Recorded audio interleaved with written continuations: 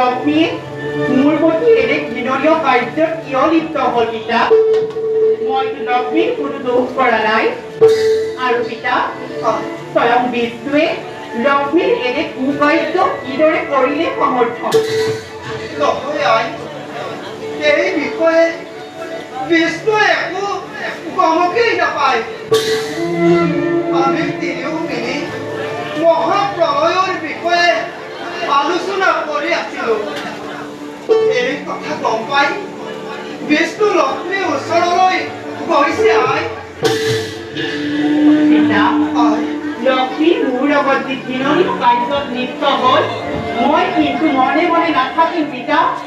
ময়ো যদি তোমাৰ কন্যা সৰস্বতী হওঁ, চাই ল'বা পিতা।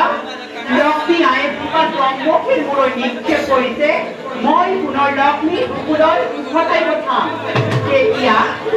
তেতিয়া জগতবাসীয়ে বুজিব এই জগতত লক্ষ্মী শ্ৰেষ্ঠ নে তোমাৰ কন্যা সৰস্বতী শ্ৰেষ্ঠ। নহয় আই, এইবোৰ কৰিবলৈ সময় নাই। সেই দৈত্যই তোক হৰণ কৰাৰ লগতে মোৰ সমস্ত জ্ঞান ভাণ্ডাৰ কাঢ়ি লৈ যাব।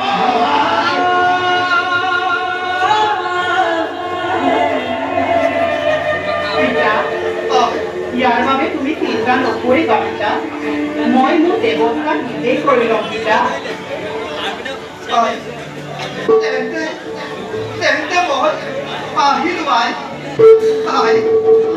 তোক লৈ মোৰ চিন্তা হয় আই।